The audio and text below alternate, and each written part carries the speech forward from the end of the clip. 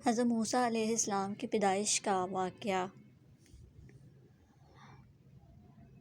ایک رات فرعون نے ایک خواب دیکھا کہ شام کی طرف سے ایک آگ آئی اور اس آگ نے تمام گھروں کو جلا ڈالا، جبکہ بنی اسرائیل والے محفوظ رہے۔ دہشت کے عالم میں بیدار ہونے کے بعد فرعون نے تمام کاہنوں اور نجومیوں کو جمع کر کے اپنا خواب بیان کیا۔ نجومی نے اسے بتایا کہ بنی اسرائیل میں ایک بچہ پیدا ہوگا جو فرعون کی بادشاہت کو ختم کرے گا۔ بنی اسرائیل کے یہاں بھی شروع سے ہی یہی بات مشہور تھی، لہٰذا اس خواب کے بعد وہ مزید فکر مند ہو گیا اور اس نے حکم جاری کر دیا کہ بنی اسرائیل میں پیدا ہونے والے تمام لڑکے قتل کر دیے جائیں۔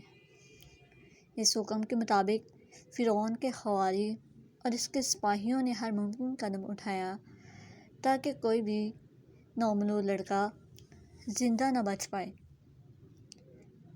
لیکن اللہ کے فیصلے اٹل ہوتے ہیں۔ دیکھتے ہی دیکھتے بنی اسرائیل کے ہزاروں نومولود بچے ذبح کر دیے گئے۔ ان دنوں حضرت موسیٰ علیہ السلام کی والدہ اپنے حمل کے ابتدائی دنوں میں تھیں۔ اللہ نے ان کی حفاظت کا سامان اس طرح فرمایا کہ ان کی والدہ پر معمول کے مطابق حمل کے آثار ظاہر نہیں ہوئے، جن سے آپ فرعون کی چھوڑی ہوئی دائیوں کی نگاہ میں نہ آئیں۔ انہوں نے اس بات کو چھپائے رکھا یہاں تک کہ پیدائش کا وقت قریب آ پہنچا اور انہوں نے بچے کو جنم دے دیا۔ اس بارے میں سوائے قریبی لوگوں کے کوئی اور نہیں جانتا تھا۔ نجومیوں نے فرعون کو اطلاع دی کہ بچہ پیدا ہو چکا ہے۔ اس اطلاع نے فرعون کو بدحواس کر دیا۔ اس کے سپاہیوں نے گھر گھر تلاشی شروع کر دی۔ حضرت موسیٰ علیہ السلام کی والدہ سخت پریشان تھی۔ 3 مہینے تک انہوں نے حضرت موسیٰ علیہ السلام کو چھپا کر رکھا، لیکن زیادہ عرصہ تک بچے کو شاہی جاسوسوں کی نظروں سے چھپا پانا ممکن نہ تھا۔ پھر بھی وہ اپنی پوری کوشش کرتی رہیں، یہاں تک کہ ان کے پاس اللہ کا حکم آ گیا۔ یہ حکم اللہ نے ان کے دل میں ڈالا تھا۔ حضرت موسیٰ علیہ السلام کی والدہ کے دل میں خیال آیا کہ تابوت کی طرح ایک صندوق بنایا جائے اور اس بچے کو اس صندوق میں رکھ کر دریائے نیل کے بہاؤ پر چھوڑ دیا جائے۔ حضرت موسیٰ علیہ السلام کی ماں نے اللہ کے حکم کے مطابق بچے کو صندوق میں رکھا اور دریا میں چھوڑ دیا۔ ساتھ ہی موسیٰ علیہ السلام کی بہن سے کہا کہ تم اس کے پیچھے پیچھے چلتی جاؤ۔ لہٰذا وہ دریائے نیل کی موجوں میں چلے اور ان کی بہن کنارے کنارے چلی۔ صندوق بہتا ہوا محل کے تالاب میں پہنچ گیا۔ وہاں فرعون کی بیوی اور خادمائیں لطف اندوز ہو رہی تھیں کہ صندوق پر ملکہ کی نظر پڑی۔ اس نے کنیزوں کو حکم دیا کہ صندوق کو تالاب سے نکال لاؤ۔ جب صندوق کھولا گیا تو اس میں ایک حسین اور تندرست بچہ آرام سے لیٹا ہوا تھا۔ ملکہ بہت خوش ہوئی، اس کی آنکھوں میں ممتا اتر آئی۔ شفقت و محبت سے بچے کو گود میں لے لیا۔ ملکہ نے سوچا کہ اس بچے کو بیٹا بنا کر پالنا چاہیے۔ محل میں کسی نے خدشہ ظاہر کیا کہ یہ بچہ بادشاہ کی سلطنت کو ختم کرنے کا سبب بھی بن سکتا ہے۔ فرعون کے دل میں بھی یہ خیال آیا کہ کہیں یہ بچہ بنی اسرائیل کا وہ لڑکا نہ ہو جس کے بارے میں نجومیوں نے پیش گوئی کی تھی۔ لیکن فرعون کی بیوی نے کہا یہ بھی تو ہو سکتا ہے کہ یہ بچہ ہماری آنکھوں کی ٹھنڈک بنے، یعنی ہم اس کو اپنا بیٹا بنا لیں۔ اس پر فرعون نے کہا یہ صرف تیری آنکھوں کی ٹھنڈک ہے، میری نہیں۔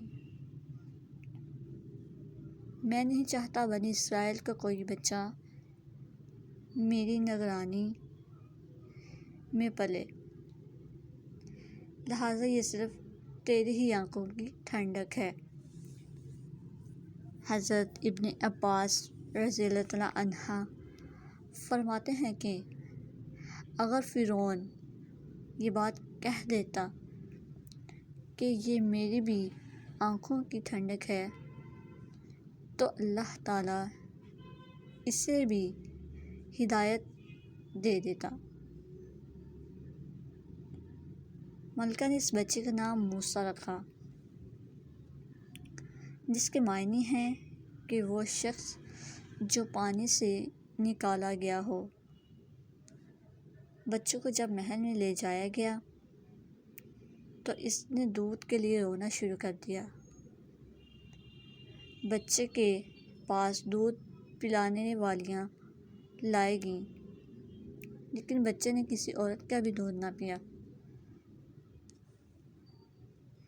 جو بھی عورت بھی آپ کو دودھ پلانے کی کوشش کرتی ناکام ہو جاتی۔ ادھر موسیٰ علیہ السلام کی بہن دور کھڑی یہ سب دیکھ رہی تھی۔ موسیٰ علیہ السلام کی بہن نے فرعون کی بیوی سے کہا کہ کیا میں تمہیں ایسا گھر نہ بتاؤں جو اس بچے کی تمہارے لیے پرورش کرے اور اس بچے کی خیر خواہ ہو، اس لیے کہ وہ ایک غریب گھرانے سے ہے۔ جب انہیں معلوم ہوگا کہ بچہ فرعون کے گھر سے آیا ہے تو انہیں انعام و اکرام ملنے کی امید ہوگی۔ اس گھر میں نیک سیرت خاتون ہیں، وہ اس بچے کو بخوشی دودھ پلانا قبول کرے گی۔ فرعون کی بیوی نے کہا چلو ٹھیک ہے، لہٰذا آپ کی بہن انہیں گھر لے آئی۔ محترمہ نے بچے کو دودھ پلایا تو آپ نے فوراً دودھ پینا شروع کر دیا۔ اب چونکہ بچے نے کسی اور کا دودھ پینا قبول نہیں کیا تھا، اس لیے وہ خود بچے کو لے کر آئے تھے۔ اس طرح موسیٰ علیہ السلام کی والدہ کا بہت احترام ہونے لگا۔ جو حضرت موسیٰ علیہ السلام شاہی محل میں پرورش پا جوان اور توانا ہو گئے، لہٰذا اللہ نے آپ کو نبوت کے منصب پر فائز کیا۔ آپ نے بنی اسرائیل کو فرعون سے آزادی دلائی اور مصر کا نکل گئے۔ فرعون بنی اسرائیل کو ختم کرنے کے لیے لشکر لے کے روانہ ہوا۔ جب بنی اسرائیل بحر احمر کے قریب پہنچے تو اللہ نے ان کے لیے دریا کے بیچ سے راستہ کھول دیا۔ یہ وہی موقع تھا جب فرعون کا وہ خواب پورا ہونے والا تھا اور اس کی بادشاہت اور لاؤ لشکر تباہ و برباد ہونے والا تھا۔ بنی اسرائیل تو سمندر کے پار چلے گئے، مگر جب فرعون اپنے لشکر سمیت ان کے پیچھے آیا تو سمندر کا یہ راستہ بند ہو گیا اور وہ اپنے لشکر سمیت اس سمندر میں غرق ہو گیا۔